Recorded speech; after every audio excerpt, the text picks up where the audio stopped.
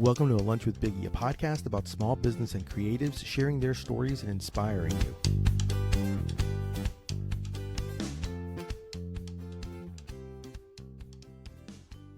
My guest today is a chef who brings her inspired cuisine, creating a refined comfort food that invites you to come as you are and pairs it with the house brewed beers and seltzers at RedLight RedLight. Please welcome the talented chef, Jessica Tantalo. How's it going? Hi, it's going great. How are you? I'm doing well. I'm so glad we got a chance to chat. And I've asked, I know you've been really busy, so I'm super glad that we get to do this. This is something I've been wanting to do. Thank you so much for coming on the podcast. What's your go-to? And I'll kind of ask two versions of the question. So, because I always like to want the restaurant people who serve food. I want them to be able to highlight their food. So my question is, what's your go-to lunch or sandwich? But I'm going to also ask it as outside of RedLight RedLight and then also inside of RedLight RedLight. So if you were to like tell us like maybe most popular things that you enjoy, but what's your go-to lunch or sandwich? Go-to lunch that I am eating or go-to lunch like on our menu? Both.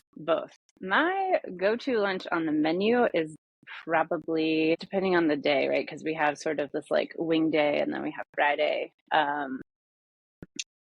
I sort of lean towards doing our Napa salad. It's kind of just like my favorite sort of, it's crunchy, it's cold, kind of hits all the notes. Or I'll sort of slide into like our little mac and cheese and broccoli. That's sort of like the easy lunch to go to. I'm pretty big on bringing my lunch because I think, as most people are, when you are making food all day long, sometimes you just need something different or something that you haven't been looking at all day. So for summer, like I'm pretty big, and again, like cold, I eat a lot of cold stuff.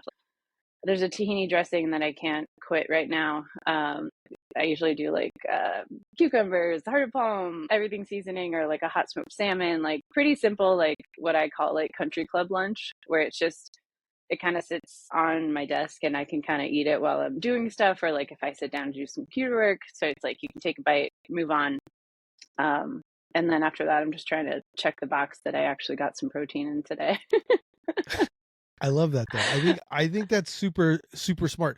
What's in the Napa salad, out of curiosity? So it's Napa we cut up into little cubes, and then it's a buttermilk basil, a bunch of herbs, sort of a mayonnaise-based dressing, and then it gets radish, onion, pepitas, pumpkin seeds, and then just some black pepper. Like super simple, but it's just filling. It's crunchy. It doesn't slow me down or weigh me down. It sort of goes with everything on the menu. So if you end up getting chicken wings or like the cauliflower or anything like that, it kind of is a nice side dish to sort of keep it light. I like that. So, I always sometimes like to be able to share how I met certain folks, and you and I met because, obviously you've been cooking a very long time here in Central Florida. And I know that you were at East End. You were the chef in residence at East End, and you also been doing a lot of pop-ups around Orlando, and everything like that. I kind of wanted to get a little bit of an idea of just maybe like a lunch version of your culinary journey on like where you started, how you ended up in Orlando, and like how you ended up at RedLight RedLight. Let's see. I started, my first introduction to restaurants, I was 15 and took a serving job at a diner. At the time I lived in right outside of Raleigh, North Carolina. So I started waiting tables. My brother's girlfriend at the time was waiting tables there, but was on her way to college, and I kind of took her spot, which you weren't quite allowed to work at 15, but that was also my first introduction to restaurants. He's like, "Are you cool with cash in an envelope?" And I was like, yeah, like just barely had my permit, just going slinging eggs and whatever else. It was like a strip mall diner. It was great. And then it sort of, it hooked me in. So then I kept on serving jobs because after that we moved halfway through my junior year of high school, down here.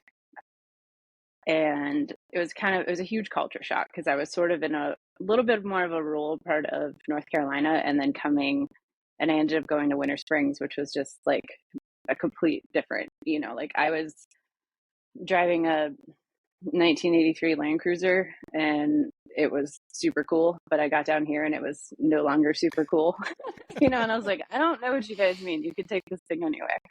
But did that, and it enabled me to keep going, like with jobs, because I was able to get a job At this continuing in as like front of house. So I stayed with front of house for a while, ended up sort of continuing, just kind of peeking in the back and being like, what are they doing back there? How are they making the food? Growing up, we cooked pretty much every meal. Like going out was like a special occasion, and it got to the point where I would sometimes prefer to cook at home because I was like, oh, but I want to make it how we make it, or we just kind of had our thing. So I stayed with that for a while, and then decided, my senior year that culinary was going to be the thing. So went to culinary school out of high school, and then I had my first job where I was able to get in the kitchen in like a family-owned Italian spot in town, and it was just crazy. I mean, it was everything you think it was going to be, and that's where I got to tackle a 12 burner saute for the first time, and grill and expo. And it was nuts. We had pizza, we had everything. And I was just kind of hooked. So I was working there while I was in school, and just, it's kind of never stopped since then. Worked a couple more places in town. Did like opened the Whole Foods, worked at Reunion for a while, like the 11, I think it's still called 11. I don't know if they changed the name. So stuff like that. And then I ended up going back to North Carolina for a while over on the coast, and I worked at a country club there, which was an amazing experience. It was one of those ones where we used the food budget to make really great food instead of just we had like filet and asparagus, but also we went way beyond that, which was really great. It was enjoyable to be able to be, making something like mac and cheese in one part, or a quesadilla, and then you're worried about like the hot dogs for the golf course, and then on the flip side we're doing like a $200 person wine dinner, and so getting the whole gamut, and it was awesome. But I also realized I liked all of it, so I was like, how am I supposed to pick a lane? Yeah. But did that, and then I was in the mountains for a while, and then came back down here. Actually, I was consulting on East End because I know they were opening the food there, and I was working at a club in Highlands where I ended up knowing John Rife's mom, and she was like, my son's opening this place, and I was like, oh man, I used to live in Orlando, and so I came down and then just re-fell in love with the area. And at that time I was kind of getting tired of the big all of the time, just mass production. Yeah. Even if it was really good and really cared for and whatnot, I was really drawn back into like, oh man, I know where this tomato came from. And then meeting Gabby and meeting, just sort of seeing how Orlando had grown, and I just kind of got sucked back in. So working at East End for a while, there was also a big part of it was I had injured my foot and couldn't really stand, so I had to sort of retire from cooking, at least full time, because I wasn't really, you can't run a kitchen on one foot. So there was that small detail. And then once I had a reconstructive surgery, sort of popped me back into the kitchen. And now that's where you can be found almost all the time at RedLight RedLight. How did the whole RedLight, how did that whole situation happen with RedLight RedLight? And tell people a little bit about RedLight RedLight, because obviously they're known for their beer, and they do amazing work. But I'm kind of curious, like how did that evolve? Because was it something that they had food and they wanted to bring it in, or how did that kind of conversation happen where you were able to find a kind of a home to be able to provide awesome food? It was pretty much born out of COVID. I was working on possibly opening another restaurant over in Thornton Park at the time, and with everything going on, it was just like not the right move at the time. It was a big construction sort of thing, and it was just kind of scary. So that project fell through, and then I had known Brent since I had moved back, and stopped by for a beer and just to say hi, and we ended up kind of chatting, and I was like, well, I don't know what I'm going to do now. And he's like, well, I always wanted food, and at the time, he's like, we can't open because we don't have food. And I was like, I'm not doing anything. I was like, you want me to make you some sandwiches or something? And we kind of joked about it, and he's like, honestly, I've always wanted a kitchen. He's like, I feel like it would make so much sense. And so we just kind of shook hands and went for it. And he was, we could put it inside. There's technically enough space, we'd give up seats, but if we did something really small, like, we'd be able to get something. And it just kind of just turned into what it is, with no real plan. But I think that kind of suits RedLight. It suits me. Yeah. As far as, they're constantly changing and evolving. I think starting out, and it was their third location, and getting used to like, all right, it's time to move, it's time to do this, it's time to expand, this style of beer, him expanding into the brewery, because the brewery wasn't always there. And so food was kind of the natural next step. And it's been going really well. I think it's not without challenge, but it's, I think a good thing to have in the neighborhood, and it's something that we can continue to massage and morph into whatever it needs to be, can be, and what everyone wants it to be as far as like that neighborhood spot. Yeah. That's one thing that I think I wanted to kind of ask you about that, because your menu is not like, and like, yes, like you have the traditional, I guess, food bar, like we'll call it bar food, but it's not bar. It's super elevated. It's like super. There's just a certain level of it where you're like, oh, this is nice. Like I could have a nice meal, have a nice beverage, and it's one of those things. So I'm kind of curious, like, where do you get your menu inspiration from? To be able to kind of like, come up with and then maybe highlight some of the menu items. And I know it obviously, like we talked, like you had mentioned, it evolves, but I just want people who maybe have never been to Red Light, what are some things that you can expect that are always on there? And then maybe some of the things that you guys have added, like we talked about Wing Wednesday and things like that, that people can expect. Cause I kind of want people to get an idea of where your inspiration comes from, and then what it's led to right now, the creation of the menu that you guys offer. Initial inspiration really came of like what's some of our favorite stuff. Like construction was a very long 3 years, starting it out sort of in COVID, and then with supply chain issues and all that stuff, there was ample time of Brent and I and the staff kind of sitting around. It's like, what I'd eat right now. Like, man, it would be good with this, because especially like on Thursdays we do staff tastings, and so we're always tasting something new we've gotten in. We're revisiting something that he's had on the shelf since day one, and it's such a vast selection. It's too big, maybe. I don't know. There's so many choices. So trying to sit down and be like, all right, what should our thing be? And it's like, well, we have European stuff. We have this stuff. We have meats, ciders. Our wine program is like a sleeper hit. Like a lot of people don't even know we have wine.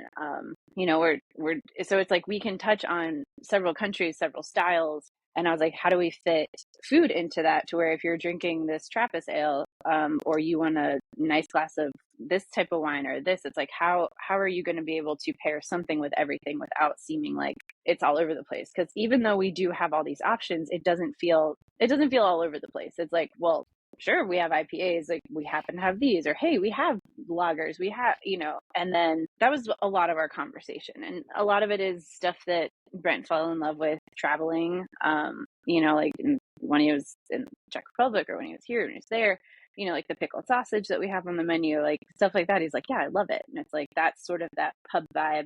And, I was talking about the time I got to go to Italy and just walking down the street and getting a cone of fried olives. And it just, it was one of those moments for me that I was like, this is it, tiny glass of wine, fried olives. And, so I was like, I'd love to put that on there. And it's, that salty snack, it's nice, like, sort of that blend. And then I tend to cook with more vegetables. I tend to cook with fresher stuff, definitely like higher quality ingredients, even maybe when it's not necessary.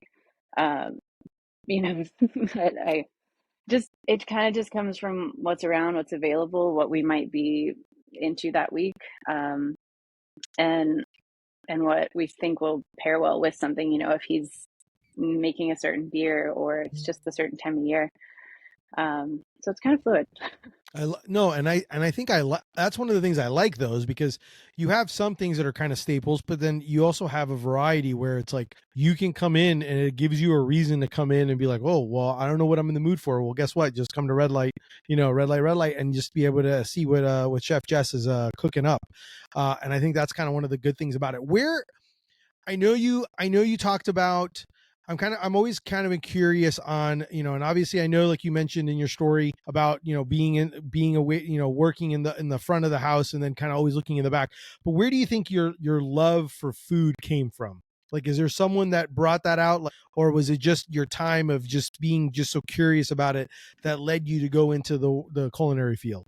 It was such a natural part of my day to day, just growing up. Like I said, like we're a big food family. I mean, you know, mostly kind of Italian and German. From my family's from Pittsburgh. You know, my parents grew up as neighbors, and so it was just, if we weren't talking about food or eating food, like it was just, that was kind of it. Everything sort of revolved around it in that sitcom kind of style that was just really true for me growing up. And, you know, wherever we were, whatever we were doing, if there was like a family thing, if it was this, it was, you know, there's always so much food, and we were always, someone was making it.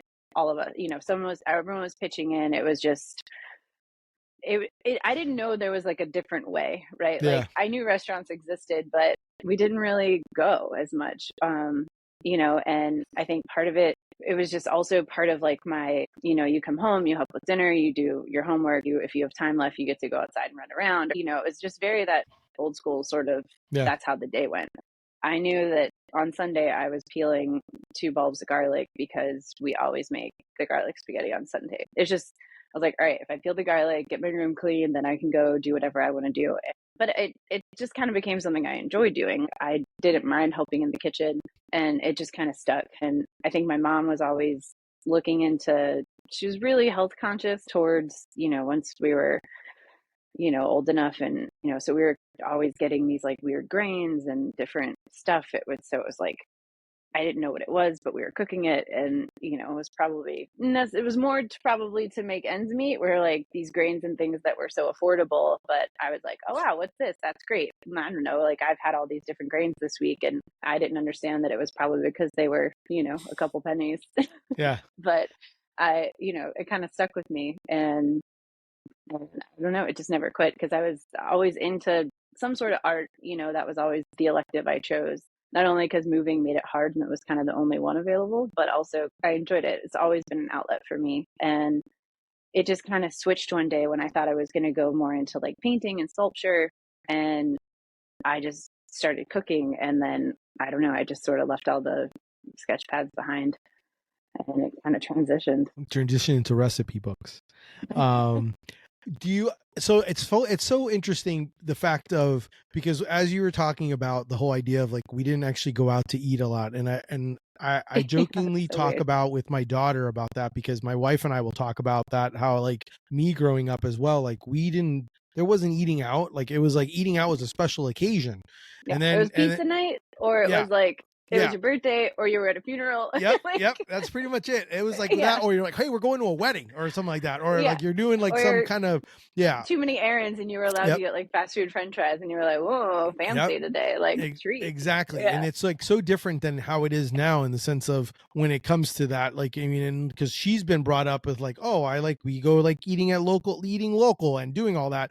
Yeah. And I'm like, I don't, and it's so amazing how that transition has happened. I appreciate it and I'm grateful for it, because, Yeah. you know, there's so many great, you know, people doing amazing and tasty foods. And as much as I like to also cook at home, you know, I do enjoy going out and being able to eat other people's foods, because, you know, Right. especially their labor of love. Do you have a favorite thing that you like, a favorite dish that you like to make or do? Not necessarily. I think it usually depends on, again, what I'm in the mood for. Like I'm, you know, I lean towards seafood a lot, especially being where we are.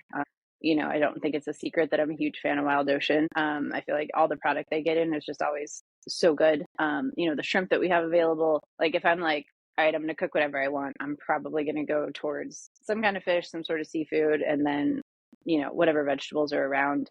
You know, very simple with that. Like when especially if I'm at home, you know, I'm like a couple things together. At work, you know, I try to make it a little more interesting, or a little bit, you know, more technical, obviously, because you're not paying necessarily for completely home cooked food. But I try to, like, that's always the underlying thing. Like, I want it to be something you want to eat more than once a week. Yeah. And I don't know, I've always, you know, even in school, I was always drawn to fish. I feel like you know, some of my original mentor chefs were like, kind of skipped me on a lot of the meat fabrication and put me straight to seafood. And, you know, I love breaking down a ribeye just the same, but there's something about cleaning fish, or, you know, just getting that like shrimp just right, that I sort of fell in love with just a little bit more, because I was like, yeah, I love steak, but there's so many types of fish. Yeah. No, I love that. I love that. Can we talk a little bit about, I always kind of want people to kind of like a peek behind the curtain type of thing. Can you talk a little bit about some of the things that people don't realize about, one, being a chef, but also in your particular place, like I would say, like being in a place that is mostly known, like do you come across a lot of people going like, holy crap, like this food is amazing, like I wasn't expecting that, I was here for a beer and I wasn't, you know what I mean, like, because it's one of those things where I'm just kind of curious on like some of the things that you have to deal with that, that a lot of people may not realize, or may be difficult, and you're like, hey, and I'm not asking you to give me a total bitch fest, but maybe, but at least be able to kind of share a little bit behind of some of the things that you have to deal with that people don't understand or appreciate, because I'm pretty sure it's not a huge space. I know you have how many people usually are back there? Is it like 3 people at least? Yeah, it's usually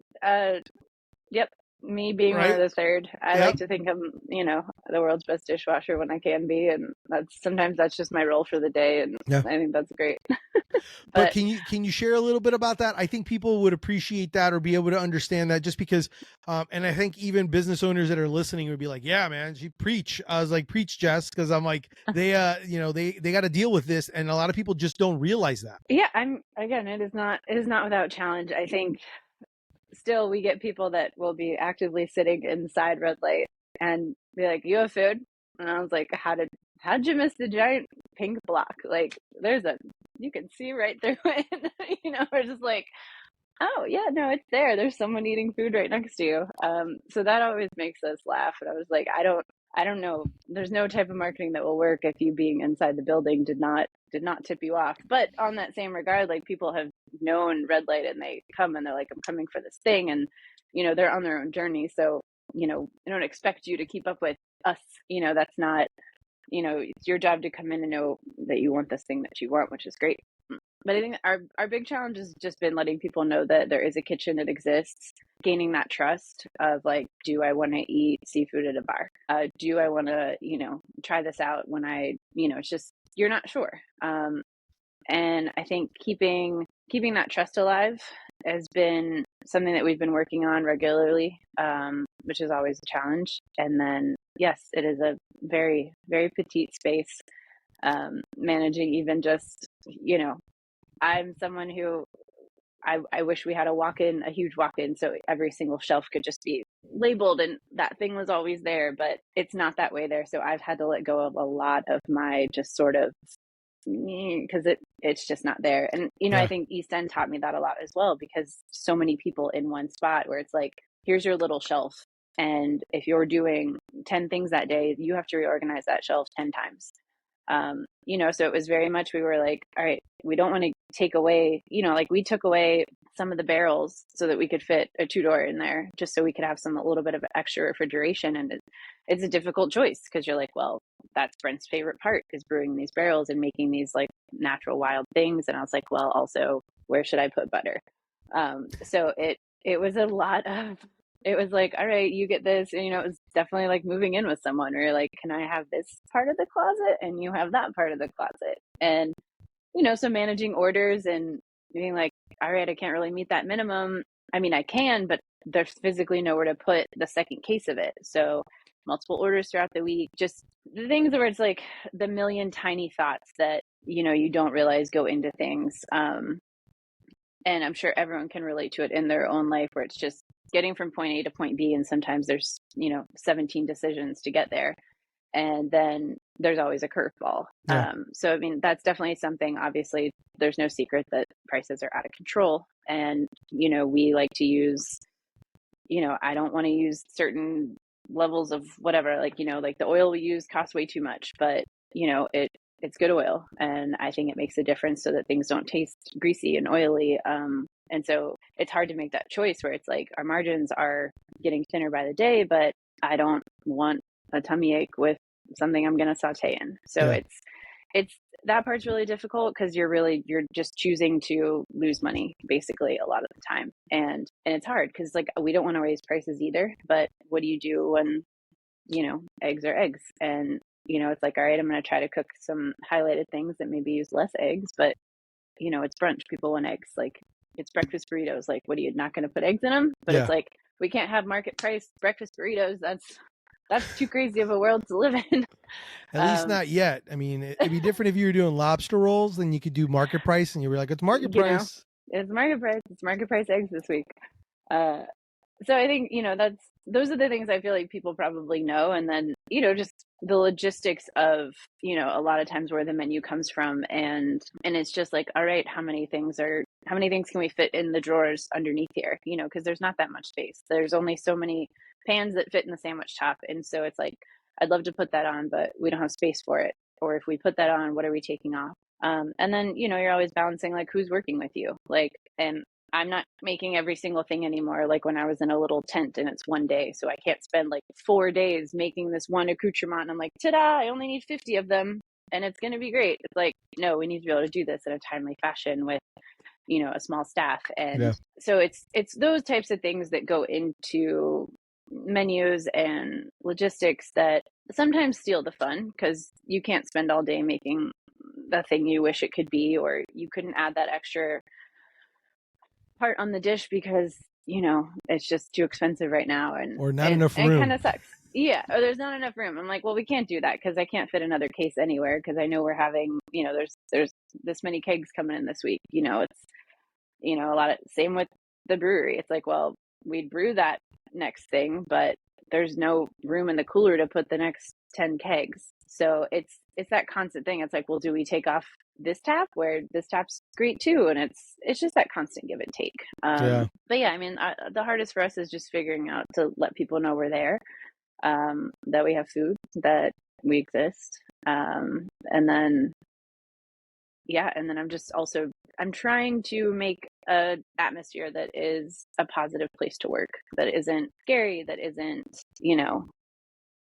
like work comes first, but not over everything. Like, if you're having a really bad day, like I try to do the best I can to either hopefully get you a day off, or maybe just try to take some of the stuff off your plate and I'll work an extra hour or something, that give and take, and vice versa. If I'm having a bad day, maybe someone takes something off my plate. So that's our next kind of biggest thing, is to just try to rewrite this industry a little bit to where it's not so negative, or you can't just be a human being in it, which is difficult because I grew up in the, you're not a human being part of it, especially coming up as a lady, wasn't always the most spectacular. So, just trying to consider that, work through that, and not perpetuate it forward. But in the back of my head, that's still there, because I'm just like, you want to yell, or you want to just be like, go faster, or just who cares? Overtime doesn't exist. Like, just come in earlier. And it's like, no, like you need time to go have coffee. You need to do stuff like that. And so it's kind of an internal battle of growing up in it and somehow secretly still respecting it while secretly hating it and trying to change the culture a little bit. It's kind of, I love that. What is it? What do you do? So when you're not trying to come up with new items and things like that, what do you do for fun? Are you still doing art? Do you still do some art stuff, or what do you do? What do you do for fun? Like, what's your, I'm not working. It's a day. What is a typical, I just want to have fun. What does Jess do for fun? Try to be outdoors. I try to get myself in a kayak or something. Currently, I feel like I don't want to go walk a trail or anything because it's bloody 900 hot. degrees and I don't really want to deal with ticks. So I'm just kind of like, let's not do that. So I try to do outside stuff a little bit with the art. I've been trying to play around with like moldable clay. Like, I don't have a wheel or anything, but just trying to mess with that a little bit, just to do something else that's still creative, but there's no rules, where it's like, I don't know, just something else. Cause I don't know, I'm trying to figure that out a little bit of like, what are the hobbies I used to run. I was big into running.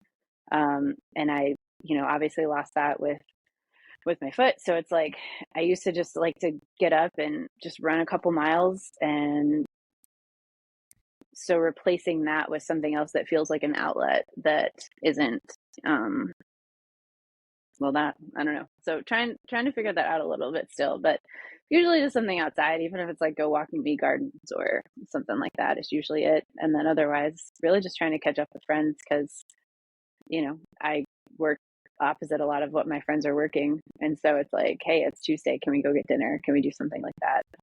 Because I feel like socializing it's good for you. It's got to do it. An important part of life. It's like activities, socialization are like Yeah. some of the main things to have a successful life, or I feel like an accomplished life. Yeah. We just tend to forget about that because we tend to sometimes rotate. The responsibility one ends up becoming like the top one rather than the other parts of it. So I totally get it's that. hard to fit into it. Yeah, you're like, all right, I got this 2 days off. I have to fit all the have tos, the this, the that. I Yep. probably should take a nap. And then you're like, oh yeah, make time for a hobby. Yeah. Plants. I think plants would be the other thing. I have a patio Okay. full of plants, and I'm always kind of fiddling with those like a little old lady. Everyone seems did you always have that, or was that a COVID thing? Out of curiosity. It's definitely a COVID thing. It was like the Okay. thing I always wanted to do. I was Yeah, like, yeah. I want to get plants, and Yeah. then I was like, I mean, and then I was like, well, look at me having time to have plants. yep. So. That's kind of what happened. COVID created this whole thing, which in some ways is very good in the sense that people got to do things that they didn't, that's why so many people started businesses. So many people started hobbies and doing things because they had the time that they didn't actually have to actually stop and actually do stuff. So, which I think I that's one of the great things. I love it. Heck, I mean, I started my podcast during COVID. So that's one of the big things it was something I wanted to do. So I totally get that. What, I am kind of curious because I don't know if you drink or not drink. Do you have like a go-to drink at RedLight? I do. I am. I'm preferable to the wine. I do love beer. There's a lot of the ones that we have that I absolutely love. But everyone pretty much knows that I'm gonna probably have a glass of wine. Love a sparkling, so that's an easy fix. And then otherwise, it's we do get to rotate through a couple of natural wines, so sometimes it'll change a little bit. Right now we have like a Vino Verde in that's just summer crusher, super crispy. There's I forget the name of it, but there's a couple. I don't know. Our wine list is just great. We have an orange wine on, a couple different things like that. If not, if I'm sort of going beer style, our Corn Laundry, love that.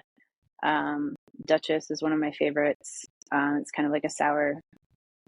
But there's just so much. It's like you can be in any mood and there's something there, but yeah. No, it's a great spot. I mean, the quality, it's like, it makes sense. Great beer, great food. I definitely, it's in a great location. It's definitely one of those, like, I wish I would live closer so that I could come.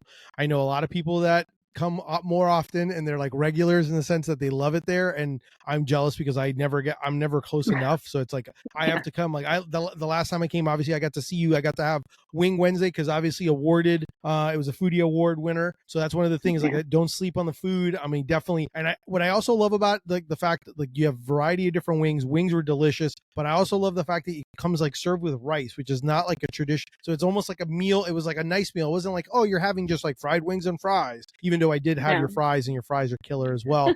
Because I'm just like one of those. I'm like, oh, I want to have the fries and I want to have the rice and the wings. And it was delicious. I definitely love what you're doing, and that's one of the reasons why I wanted to have you on.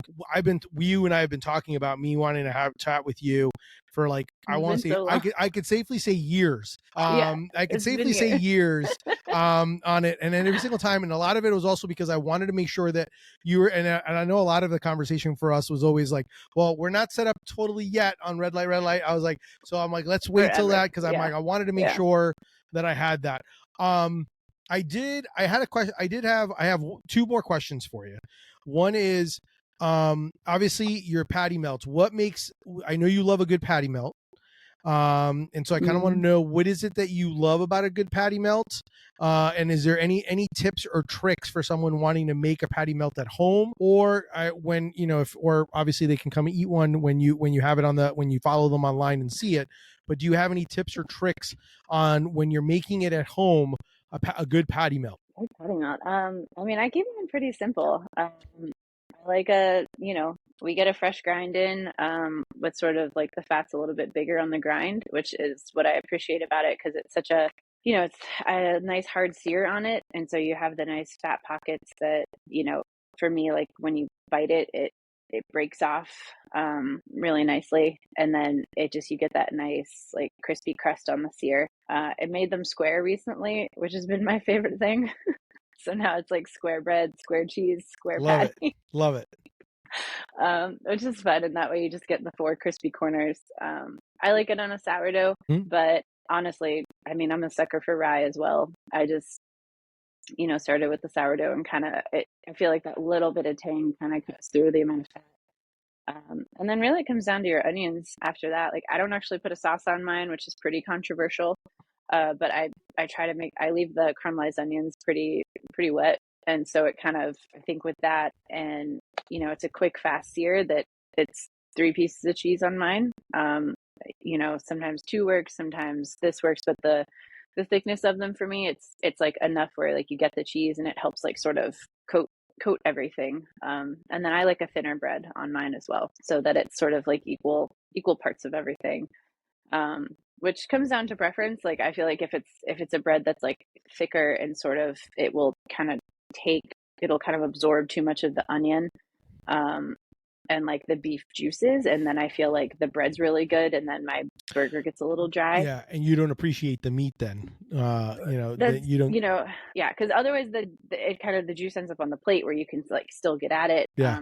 Cause that Pullman loaf that we use it really just, you can't penetrate it, but I kind of like that about it, that it does eventually absorb, and it does do that, but it's not like, I don't know, I just never wanted a sauce with it, because I mean, I love sauces, I love condiments, but I just like the beef, that like almost too saltiness of it. And then the onions really for me are the kind of the star. And that's it. So I feel like, I don't know, if you're making it at home, I mean, you have to get that hot pan and get the sear, because otherwise it just kind of tastes like you don't get the depth with that. And then I caramelize the onions, I cool them down, and then I hit them on the griddle as well, so that they get almost like the little parts get a little bit of burn on them. Mm-hmm. So that's going to be just a little bit. And I leave mine kind of toothsome. It's like a quicker saute. It's not like they definitely get brown, but I don't take them till they're like jammy, because I like the tooth on the onion a little bit. But that's it. Like, there's no other like big secrets. Like, I don't really mess with like Worcestershire or any of that in there. I think it's the grind of the meat for me. I do the classic sort of American Swiss blend. I've done it with like we've gotten in some like fun Trappist cheese, and I've done like some stinky Orval cheese or something, and it's great. But then to me, it just doesn't hit that like original patty melt. Yeah. Which I know we need to do it more. Actually, the one thing I'm missing on the menu is sandwiches. So I need to get more sandwiches on the menu. It's always like the big ask. They're like, "Where's your handhelds?" I'm like, I know, I need to do it. I mean, obviously I'm not gonna, I mean, I would obviously want to try every one of those. So if you do ever decide and you ever need someone to try and sample, I'd be more than happy to come over. What advice do you have for someone wanting to start something? Start anything, start food, anything. Just go. I mean, I think you have to start. I'm a big on just like start. Like, I like a plan. I love a list. I like a sketch of it. Like, I think fully realizing your idea. But I think going all the way to the end of like, no, this is exactly what it is. Because I mean, if you look at the menus that I had for what I thought we were going to open with, or what I thought was going to be on the menu, it's hilarious, because it's not there. It ended up not. Maybe we'll someday, some here, but it's like you started out with this, and we were criticized for it a little bit. It's like, well, what's your exact thing though? What's the exact menu? What's your exact? And I was like, I just don't think that it was worth the time to get that exact, because I mean, did we know construction was going to take 3 years?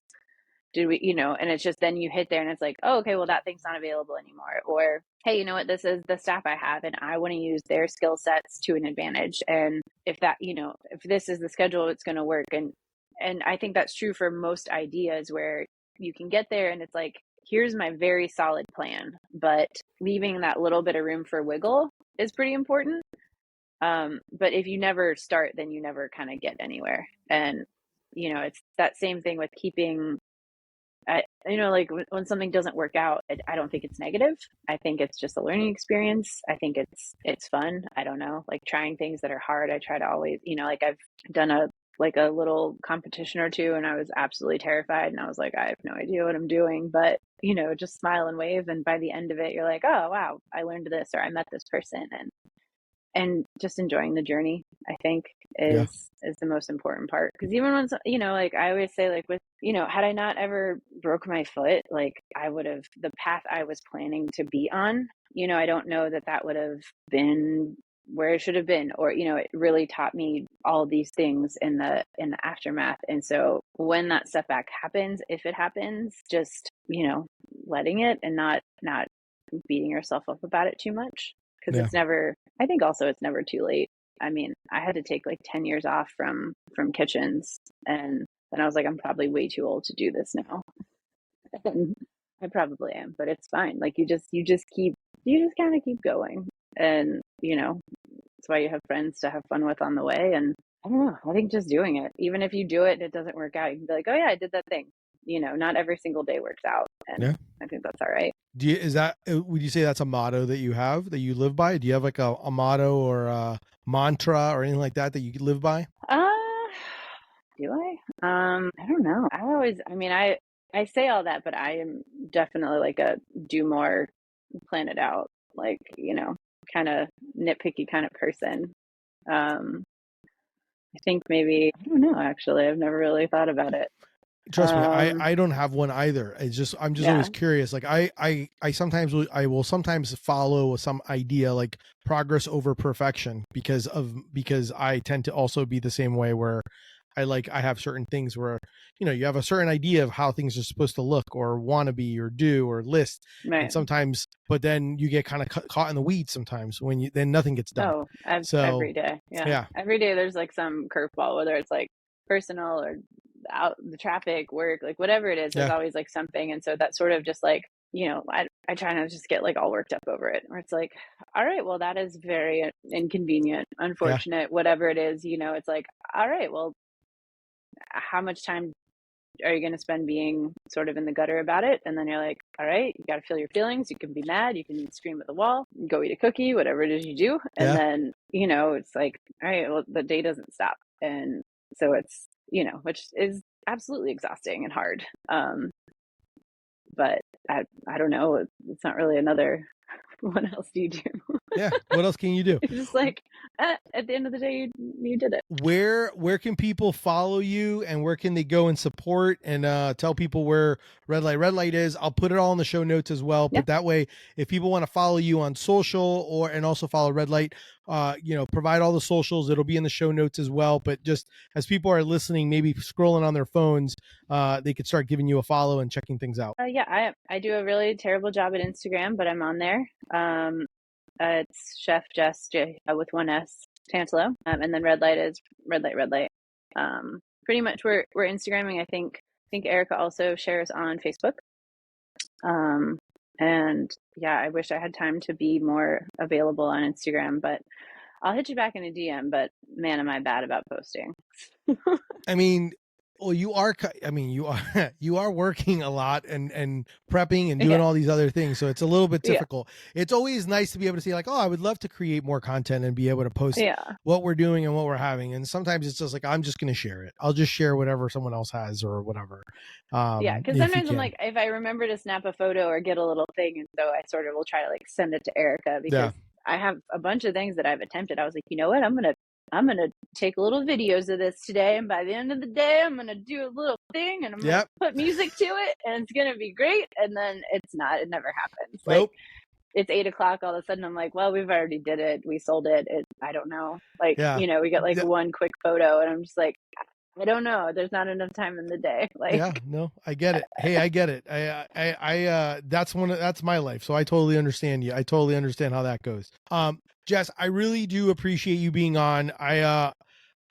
One of my favorite things is like, I think anyone that I've ever brought up your name, I don't think anyone's ever told me, oh my God, I love her. She's the best. Her food's so amazing and she's so great. Nice. So I really do appreciate you coming on. It's I love what you're doing, and I love the fact that like you know what you're creating, and I'm just excited.